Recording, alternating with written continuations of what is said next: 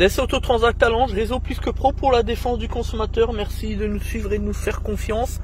Notre objectif, il est très simple, la transparence, la robustesse du vrai, la transparence par la preuve, toujours la preuve.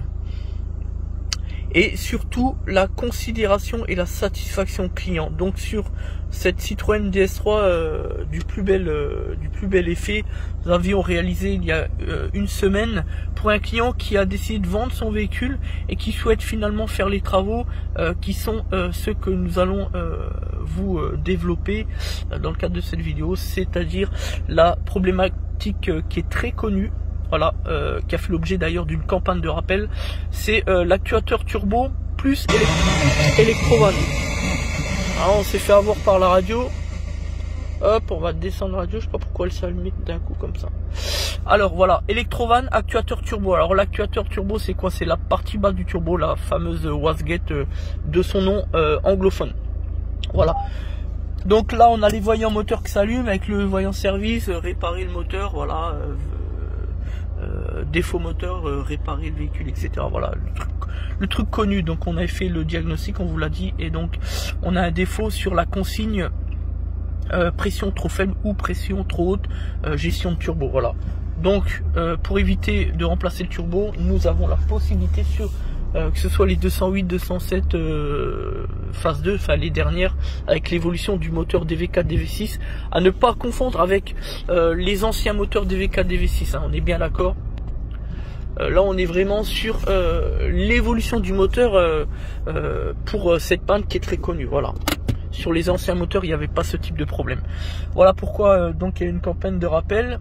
Donc il faut absolument faire comprendre aux consommateurs qu'il faut absolument remplacer ensemble dans le même temps exactement, et ainsi que potentiellement le télécodage du calculateur, un téléchargement du soft moteur, c'est-à-dire un téléchargement du calculateur d'injection selon les cas. Voilà, il y a des possibilités où il faut le faire et d'autres non.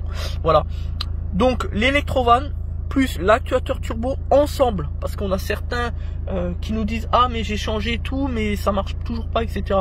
Oui, parce que le garagiste incompétent lui a fait remplacer dans un premier temps l'électrovanne, mais ensuite l'actuateur, sauf qu'il faut le faire en même temps et retélécoder l'ensemble. Voilà, on l'a déjà expliqué dans d'autres vidéos, c'est vraiment la maladie, et l'un peut mettre en défaut l'autre et l'autre peut mettre en défaut l'un. Donc voilà, faire très attention à là-dessus.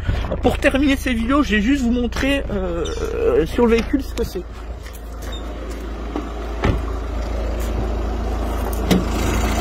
Voilà, donc vous avez l'électrovanne qui est juste en dessous. Là on la voit pas bien parce qu'on est sur le modèle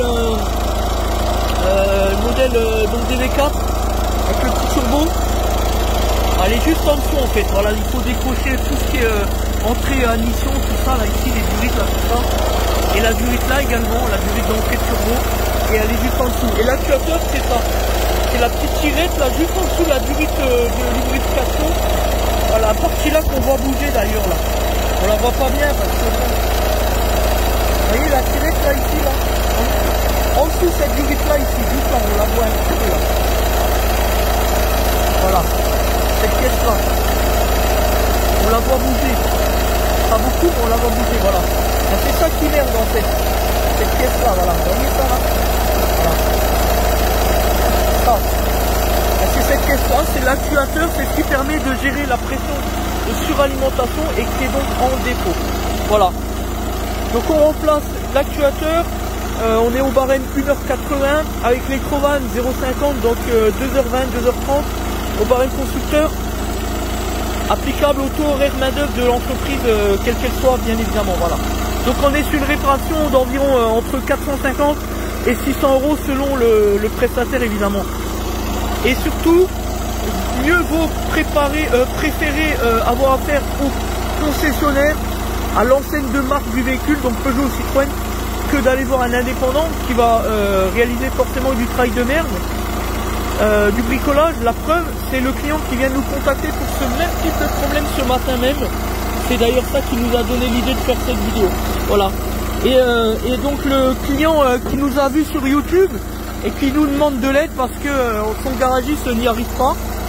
Et on lui a donc expliqué la marche à suivre et on a pu constater effectivement que le garagiste d'espèce avait fait totalement n'importe quoi, d'après les dires d'ailleurs, par ailleurs, notamment du client lui-même. Voilà. Donc merci à tous, c'était Des Autotransact Talange, réseau plus que pro pour la défense du consommateur. Merci à tous.